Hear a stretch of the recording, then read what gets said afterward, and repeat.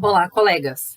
Hoje o nosso assunto é sobre a avaliação da ASIA, American Spinal Injury Association.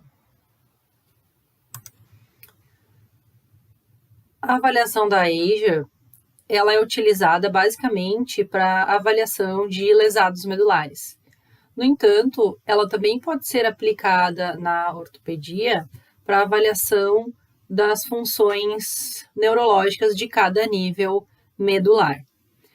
A ASIA, então aqui está apresentada a ficha de avaliação, é composta por uma avaliação motora, que nós vemos aqui, nós vamos avaliar miótomos da região cervical e da região lombar, sendo que é utilizada então a graduação de força muscular de 0 a 5, como a gente conhece, escala de Daniels, e também uma classificação de NT, ou não testável. Na outra parte da ficha, então, nós temos essa avaliação sensorial, que nós vamos avaliar toque leve e alfinetada, e aqui nós vamos marcar em todos os níveis.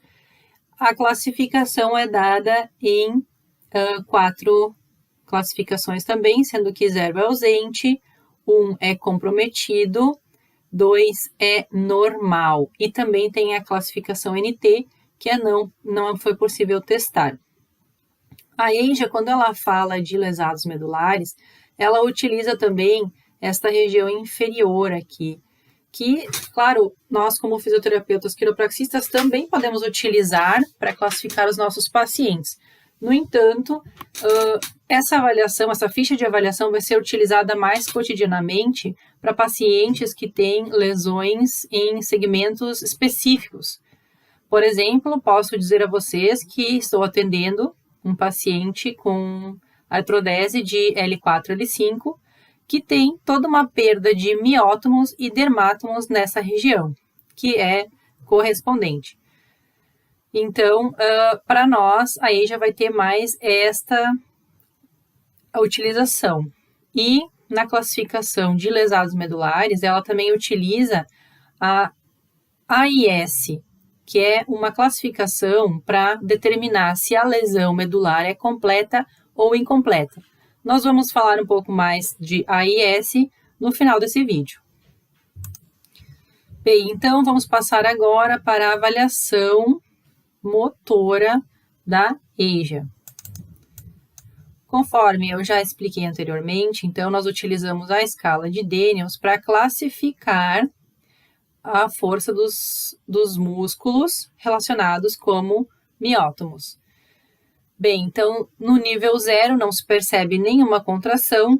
Na classificação 1, nós observamos um traço de contração sem a produção do movimento. Na graduação 2, nós vemos uma fraca contração, produzindo movimento com eliminação da gravidade.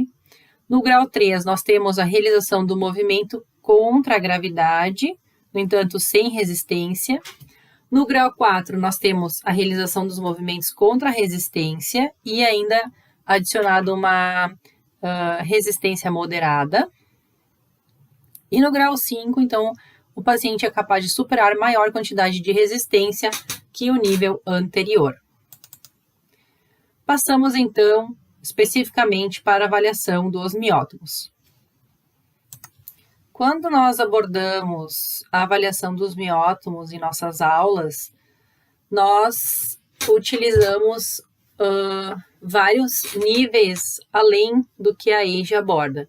A ASIA aborda a avaliação de C5, C6, C7, C8 e T1 no plexo cervical e L2, L3, L4, L5, S1 no plexo lombosacral. Nas nossas aulas, nós aprendemos que a flexão do bíceps estava relacionada a C6. No entanto, a ASIA utiliza a flexão do bíceps como uma avaliação do segmento motor de C5. Com relação a isso, eu posso dizer que existem na literatura diversas divergências com relação principalmente ao plexo cervical, na testagem dos miótomos. E nós vamos encontrar esse conflito apenas nesse segmento de C5, porque o que nós estudamos nos outros segmentos está replicado aqui também como avaliação dos miótomos. Bem, então a avaliação do segmento C5, considerada como então flexão do cotovelo, revisando, né? O músculo envolvido é o bíceps e o nervo é o músculo cutâneo. Para avaliação de força grau 3, grau 4 e grau 5, eu posso testar com o paciente sentado, aplicando então uma resistência para a flexão do cotovelo. No grau 3, o paciente pode estar apenas sentado com o cotovelo estendido e vai se solicitar então que ele faça a flexão sem aplicação de resistência. Outra forma proposta pela EIJA também é a verificação, a avaliação do miótomo com o paciente deitado, sendo que então é possível aplicar uma resistência para avaliação dos graus 4 e 5, ou então permitir apenas que o paciente faça um movimento contra a gravidade para o grau 3. No grau 1 e 2, como exemplificado nesta parte à direita, se faz então a anulação da gravidade, sendo que há uma rotação interna do ombro, cotovelo fletido a 90 graus e sustentado pelo terapeuta. No grau 2, então, vai haver um esboço de contração e no grau 1, o terapeuta posicionando os dedos aqui na inserção do bíceps vai poder observar o tensionamento do tendão no caso do início de uma contração. Bem, então para a avaliação do segmento de C6, o paciente pode estar sentado e é feita uma resistência para a extensão do punho. Os músculos envolvidos são os extensores do punho e o nervo é o radial. Para avaliação do grau de força 4 e 5, então o paciente pode estar sentado e é feita essa resistência contra a extensão do punho. Quando se tem uma força grau 3, o paciente pode estar deitado e vai se exigir que ele faça a movimentação apenas contra a gravidade. Então, o braço é posicionado em pronação e é sugerido que o paciente faça a extensão do punho sem nenhuma adição de resistência. Já na avaliação do grau de força 1 e 2, o cotovelo vai estar estendido e é feita uma palpação nos músculos dos tendões proximais do punho, nesta região aqui. Então, sendo que no grau 2 o paciente vai ter um esboço de contração e vai fazer um pouco de movimento, e no grau 1, apenas um esboço de contração, apenas um tensionamento dos tendões vai ser observado pelo terapeuta. A avaliação do segmento de C7, então a extensão do cotovelo, o músculo envolvido é o tríceps e o nervo é o radial. Para avaliação do grau de força 5, o paciente pode estar sentado e é feita uma resistência no momento em que ele vai estender o cotovelo. Para avaliação de força grau 3, então o paciente pode estar deitado, com o cotovelo fletido e o ombro também fletido a 90 graus. Então, vai se solicitar que ele faça essa extensão aqui do cotovelo apenas contra a gravidade.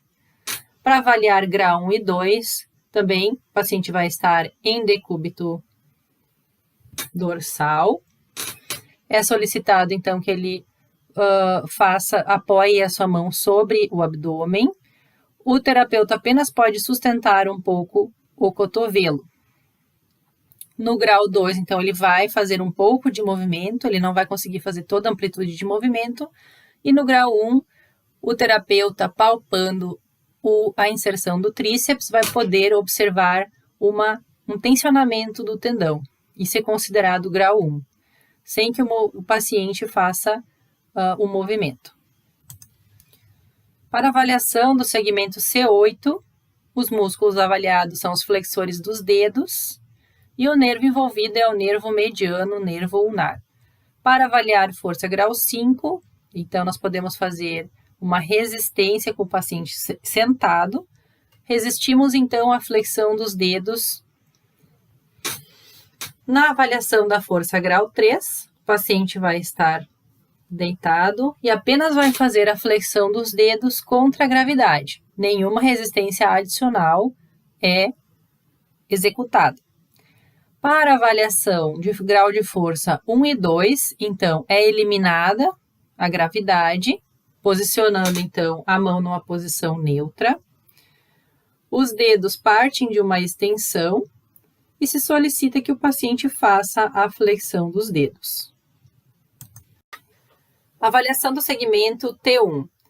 Nesta avaliação, nós vamos solicitar a abdução dos dedos da mão, sendo que o principal músculo avaliado no segmento T1 é o abdutor do mínimo. Então, a abdução do quinto dedo é a mais importante na avaliação do segmento T1. O nervo avaliado é o nervo ulnar. Na avaliação de força grau 5, o paciente pode estar sentado, o terapeuta vai realizar uma resistência para a abdução dos dedos. Da mesma forma, pode ser avaliado a força grau 4. Para a força grau 3, é melhor que o paciente esteja em decúbito dorsal, o membro superior é posicionado sobre o seu abdômen com a mão pronada, e ele vai fazer essa abdução do quinto dedo apenas contra a gravidade. Para a força grau 1 e 2, então é retirada a gravidade desse movimento de abdução do quinto dedo. A mão vai estar pronada também, mas não apoiada sobre o abdômen do paciente. O terapeuta deve posicionar a sua mão na base da última falange, da falange proximal, e observar a movimentação. Solicita-se que o paciente faça a abdução do quinto dedo.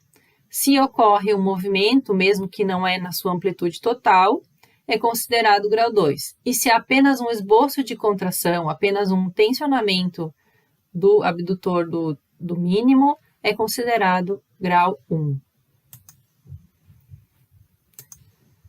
Bem, então, passaremos agora para a avaliação dos segmentos lombosacrais, iniciando com L2.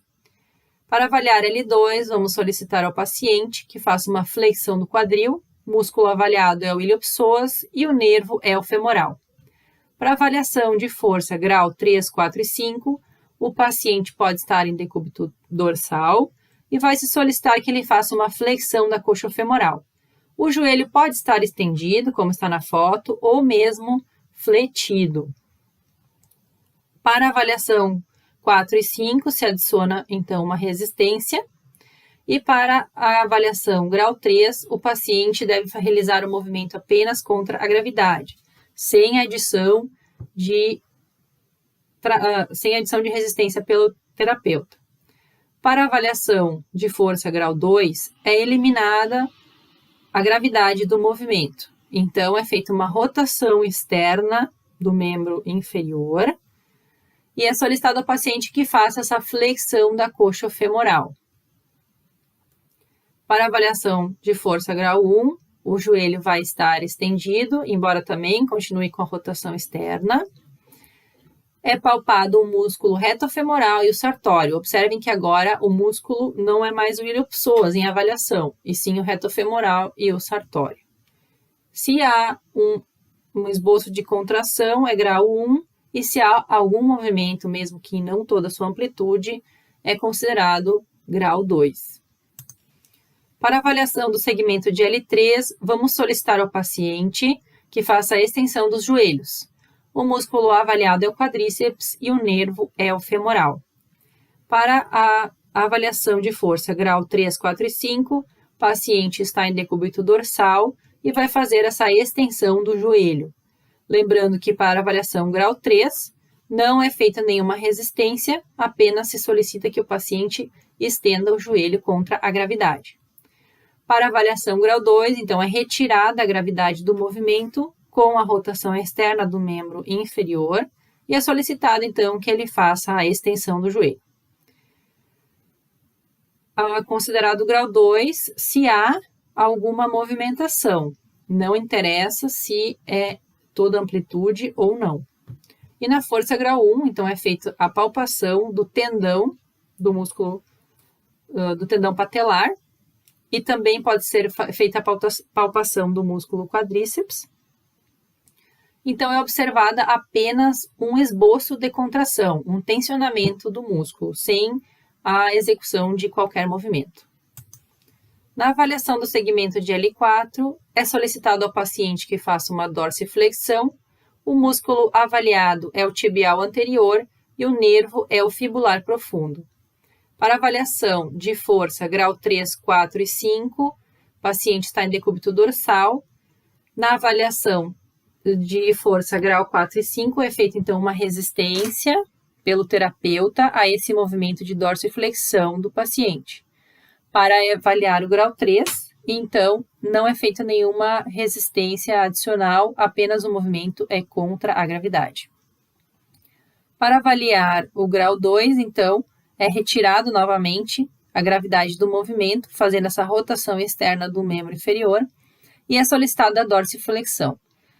E a força grau 1, o paciente apenas vai ser posicionado na mesma posição do grau 2, vai ser feita então uma palpação do músculo tibial anterior e apenas vai se observar um tensionamento desse músculo, sem execução de qualquer movimento. Segmento L5. Para avaliar o L5, é solicitado então ao paciente que faça uma extensão do hálux. O músculo avaliado é o extensor longo do hálux e o nervo é o fibular profundo. Novamente, para a força grau 3, 4 e 5, é solicitado então que o paciente faça uma extensão do hálux. Grau 4 e 5 com aplicação de resistência e grau 3 apenas contra a gravidade. Para avaliar a força grau 2, novamente é retirada a gravidade do movimento, fazendo essa rotação externa do membro inferior, e é solicitado então que o paciente faça essa extensão do hálux. E na força grau 1, o posicionamento é idêntico ao do grau 2 e é feita uma palpação do músculo extensor longo do hálux. Avaliação do segmento de S1. Nesta avaliação, é solicitado ao paciente uma plantiflexão. O músculo avaliado é o gastrocnêmio sóleo e o nervo é o tibial. Então, para a força grau 5, apenas solicita-se o paciente em bipedestação, posicione-se na ponta dos pés. Avalie-se primeiro um lado e depois o outro. Para avaliação de força 3 e 4, o paciente deve estar deitado. O terapeuta vai fazer uma resistência para essa plantiflexão. E no grau 3, ele não fará a resistência para esse movimento. Na força grau 1 e grau 2, então é retirado esse movimento, a gravidade do movimento, é feita uma palpação do tendão aquileu ou do ventre do gastrocnêmio e é solicitado então ao paciente que faça o movimento. Se há movimento que não é em toda a sua amplitude, é classificado como grau 2 e se há apenas um tensionamento do tendão, é classificado como grau 1. Passaremos agora para a avaliação sensitiva relacionada à EIJA. Lembrando, então, que nós temos toque leve e alfinetada em todos os níveis de cervical, tóraco, lombar e sacral. Certo, pessoal? Então, eu vou passar aqui os principais pontos de avaliação relacionado a cada segmento. Então, C2 é relacionado à protuberância occipital. C3 está relacionada à fossa clavicular. C4, ápice da articulação acromioclavicular. Então, ou seja, aqui nós podemos avaliar o paciente com um toque leve, com um cotonete, e também com uma agulha, nessas regiões, então, que são relacionadas aos dermátomos. C5 está relacionado à face lateral da fossa antecubital. C6, região dorsal do polegar, aqui não aparece, é no dorso. C7, região dorsal do dedo médio. C8, região dorsal do dedo mínimo. T1, face medial do cotovelo.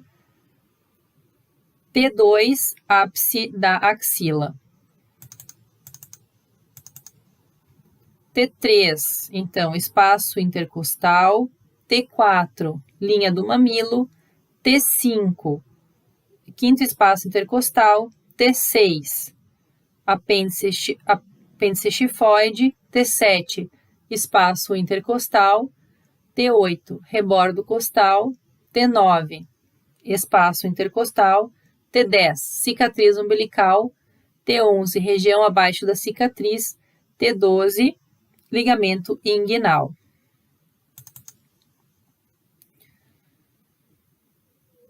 L1, região da inguinal, da virilha. L2, face anterior da coxa. L3, côndilo femoral medial. Isso porque o plexo lombar, né, pessoal, se dirige à região anterior da coxa, da perna, e também face medial da perna. Então, aqui, L4, ó, que ainda plexo lombar, tá? L5 já faz parte do plexo sacral. Então, vamos lá.